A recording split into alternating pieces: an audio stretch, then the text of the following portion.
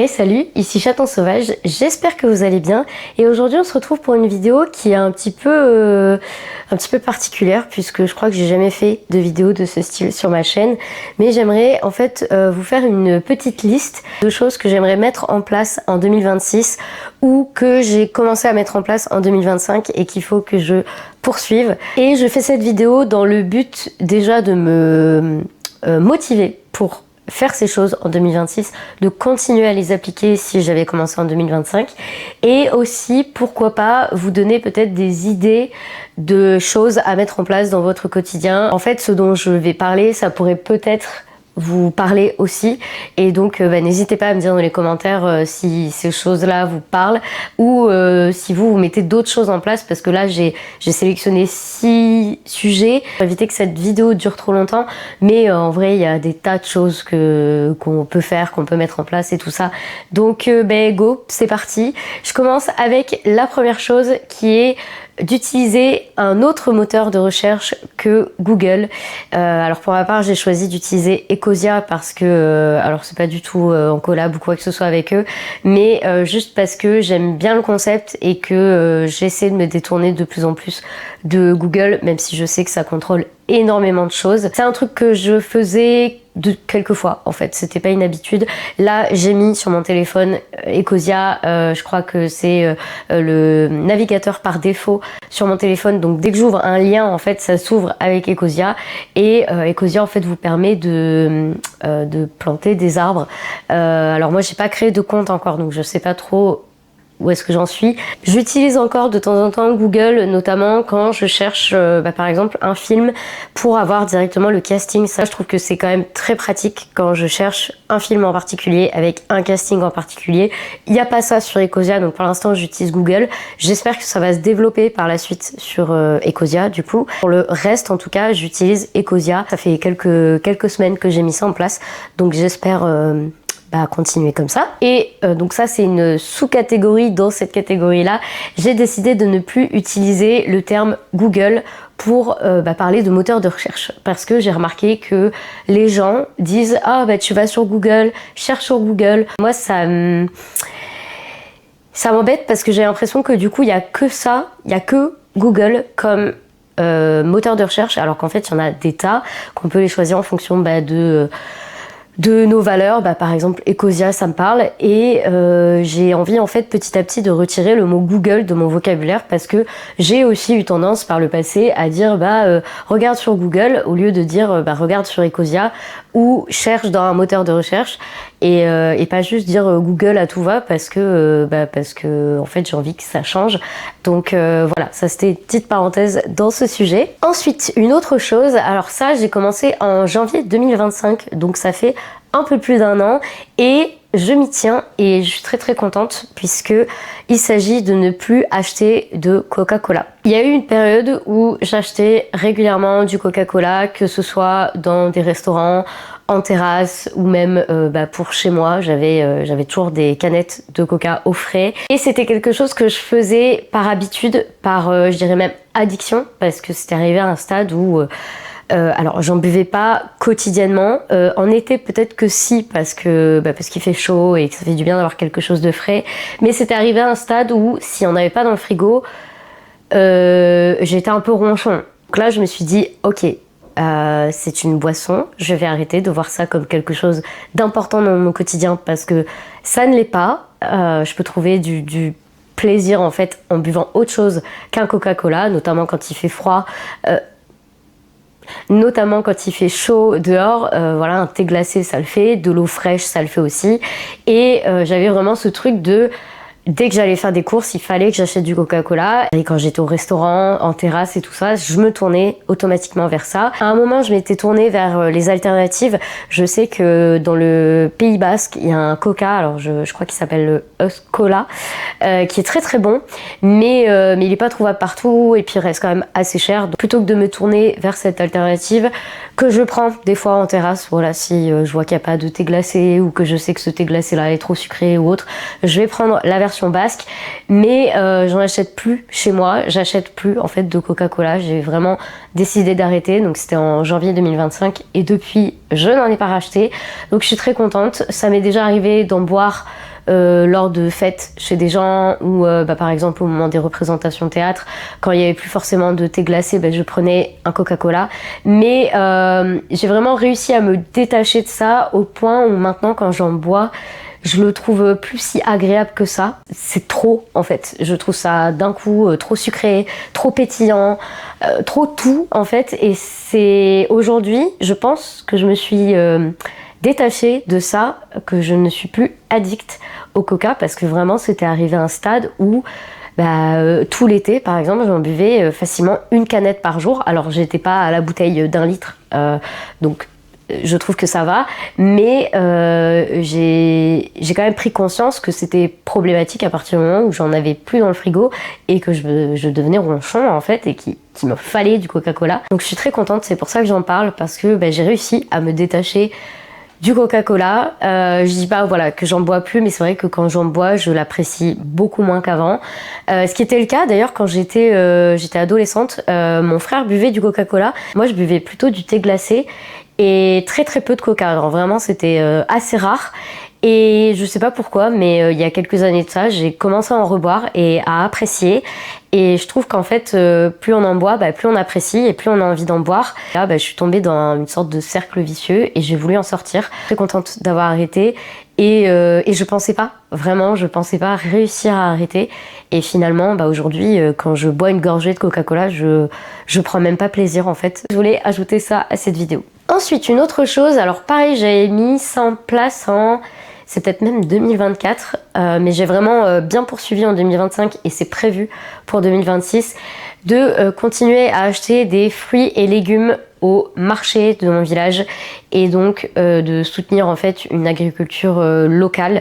En plus de ça, la maraîchère chez qui je vais fait de l'agriculture raisonnée, donc c'est pas bio parce que ça ne peut pas être certifié bio et je pense qu'elle a pas les moyens pour être certifiée bio parce que ça a un coût, mais je trouve qu'elle a une agriculture qui est quand même plus sympa que la moyenne, on va dire ça comme ça.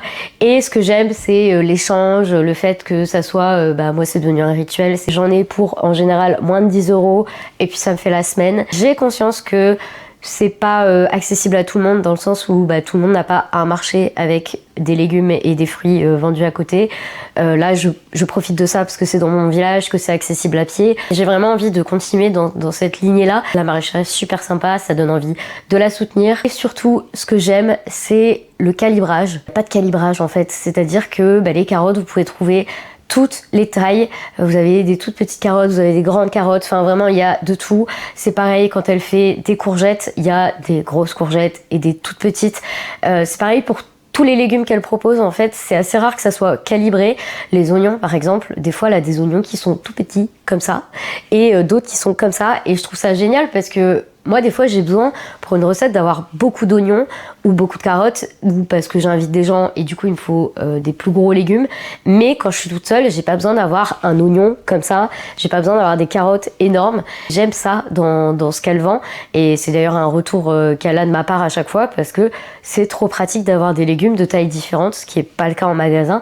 C'est vrai que moi en magasin je trouve que tout est beaucoup trop grand pour une seule personne. C'est pratique quand on est nombreux et nombreuses, mais quand on est seul comme moi, la carotte elle me fait 3 repas quoi. Donc voilà, ça c'est un truc que j'ajoute, et si je peux vous encourager à faire pareil, n'hésitez pas, en sachant que financièrement, personnellement, je m'y retrouve. Ensuite, un truc dont je voulais parler, c'est de ne plus être sur mon téléphone pendant que je regarde un film ou une série. Ça, c'est un truc que beaucoup de gens font. C'est un truc que j'ai commencé à faire il y a pas très longtemps, et je me suis rendu compte que ça devenait un peu problématique, parce qu'en fait, mon cerveau a commencé à se dire que en plus d'un film, il me fallait une autre distraction. Sauf qu'un film, ou une série, c'est déjà une distraction. Donc pas la peine de rajouter un écran en plus. Sauf que j'ai commencé à prendre cette habitude il y a quelques mois de ça et que là j'essaie petit à petit de m'en détacher. Quand il y a des pubs, j'ai tendance à voilà, répondre aux messages si j'ai des messages. J'avoue que j'ai du mal à rester sans rien faire devant les pubs. Enfin, souvent je vais faire pipi. La pause pub me sert à ça. Vraiment, je me suis rendu compte que j'avais ce réflexe de ah bah attends, le film il est un peu ennuyeux, la série aussi, hop, je suis sur mon téléphone. Et en fait, bah, c'est pas possible. En sachant que chez moi, il n'y a pas la télé en fond. Moi, ça c'est un truc que je déteste. Avoir la télé en fond pendant que t'es avec des gens, pendant que tu fais autre chose. Moi, j'aime pas. Je préfère, si je fais la vaisselle, je me mets une vidéo YouTube. En plus, bah, la télé, elle est dans mon dos quand je fais la vaisselle, donc ça sert à rien. Donc, je préfère me mettre une petite vidéo YouTube pendant que je fais la vaisselle que d'avoir la télé en fond. Donc, en fait, quand j'allume ma télé, c'est vraiment pour regarder un DVD, pour regarder une série, pour regarder des replays. C'est pas juste comme ça, dans le vide, en fait. Donc, pourquoi est-ce que j'allume ma télé et je me mets sur mon portable ? J'ai remarqué que c'était devenu un peu comme le coca, c'était devenu une habitude. Et là, j'ai dit stop. Donc maintenant, ce que je fais, c'est que je réponds aux messages si j'en ai avant de lancer un film. Et ensuite, je lance le film, je verrouille mon téléphone et j'essaie de ne pas le regarder. En tout cas, tant qu'il n'y a pas de pub ou autre, pour pas être devant. Parce que en fait ça devient, en fait après le cerveau il s'habitue à avoir une double stimulation et on n'arrive plus à faire autrement. Et ça c'est un peu le problème qu'on a dans notre société actuelle, c'est qu'on n'arrive plus à faire juste une seule chose sans avoir autre chose à côté. Alors là je vous disais que je fais la vaisselle en mettant une vidéo parce que la vaisselle c'est une corvée, mais c'est vrai que devant un film je me vois pas du tout alors je vais pas dire regarder une vidéo, mais ça m'arrive voilà, de répondre à des messages, de traîner. Donc ça j'essaie de m'en détacher. Pour l'instant ça va, je m'en sors bien, ça fait quelques jours que je tente et on va dire que ça va. Ensuite, une autre chose un peu en rapport avec les écrans, donc moi j'aime bien le soir regarder un film ou une série et ensuite quand je vais me coucher j'aime bien bouquiner. Alors j'ai vraiment des périodes, il y a des périodes où je bouquine et d'autres où pas du tout. En fait ça va dépendre de à quelle heure je me couche, à quelle heure Tounette elle est sortie, etc. Enfin ça dépend de plein de choses. En fait je me suis rendu compte que quand je bouquine, je m'endors plus vite. Je repose mon cerveau plus vite. Je suis moins pleine de pensées parasites, vous voyez, ce genre de pensées où tu es en train d'essayer de t'endormir et ben non, on va penser à bah tiens, aujourd'hui Trucmuche m'a dit ça et puis demain je dois faire ça, alors que c'est pas le moment, on a juste envie de dormir. Mais le fait de bouquiner, j'ai l'impression que ça... Alors en plus, chez moi, bouquiner, vraiment, mes yeux à un moment ils font ça.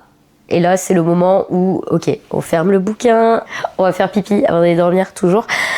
Enfin, moi, je suis incapable de m'endormir sans aller aux toilettes. Bref, du coup, bah voilà, ça, j'aimerais le remettre en place parce que c'est vraiment... parce que j'ai vraiment des périodes avec et sans. Et autant, je sais que bah, quand j'étais enfant et adolescente, bon, déjà, il y avait moins d'écran. J'avais pas de téléphone et tout ça, donc ça aide. Je lisais systématiquement avant d'aller au lit. Je crois même que je ne m'endormais pas si je ne lisais pas. Donc là, j'essaie de retrouver ce rituel-là, de bouquiner un peu avant de lire. Avant de lire, bah oui, bien sûr. J'essaie de bouquiner avant d'aller dormir et puis des fois c'est juste une page, je me mets même pas la pression, je me dis pas ah faut que je lise un chapitre parce que ça c'est pareil, c'est ce que je faisais quand j'étais enfant, quand j'étais ado, sauf que quand j'étais enfant et quand j'étais ado, techniquement ma vie était très cool, j'allais au lit, je n'avais pas besoin de sortir le chien, je n'avais pas eu une journée chargée, j'avais pas des pensées parasites à ce point et du coup lire un chapitre bah, c'était facile. Aujourd'hui comment vous dire que la fatigue l'emporte, hein. Mémé elle est fatiguée donc elle va se coucher, mais du coup je me mets plus la pression, je lis, des fois je lis 10 lignes et juste mes yeux ils font ça et je me dis ok c'est bon, on ferme le bouquin, on va faire pipi et on va se coucher et du coup bah, j'essaie de le remettre en place. Donc pour 2026 c'est prévu de plus bouquiner et peu importe le livre, du moment qu'il est plaisant et que j'ai juste envie de me plonger dedans en fait. Et je termine cette vidéo avec ceci. Si vous avez vu ma dernière vidéo mes favoris du moment. Vous l'avez vu, il s'agit de mon journal, enfin mon carnet de gratitude, de positivité. J'ai décidé de le mettre dans cette vidéo parce que vraiment pour 2026, mon but c'est d'écrire toutes les pensées positives que j'ai, enfin tous les petits trucs positifs que j'ai dans une journée. Je vais pas rentrer dans les détails parce que j'en ai pas mal parlé dans ma vidéo favori, mais pour vous donner une petite idée, je note en fait au jour le jour, donc je fais un jour une couleur, et en fait je note toutes les petites choses positives, donc ça peut vraiment être des choses très basiques, tout comme des choses, des expériences, des discussions avec des gens, etc. Je note vraiment plein de choses, et comme ça je pourrais me tourner vers ça dès que ça va pas, ou même juste quand ça va bien, et de vouloir lire du positif. Et je crois toujours que le positif attire le positif. Du coup, petit carnet. Sur ce, c'est la fin de cette vidéo. J'espère que ça vous a plu. J'espère que ça vous a peut-être donné des idées pour mettre des choses en place dans votre quotidien. N'hésitez pas à me dire s'il y a des choses que vous faites dans ce que j'ai dit, ou si vous avez d'autres choses, parce que ça m'intéresse. Je crois que j'ai envie de changement en ce moment, et de changer des trucs dans mon quotidien. Donc n'hésitez pas, je vous attends dans les commentaires. Et puis on se retrouve la semaine prochaine pour une nouvelle vidéo. C'était Chaton Sauvage.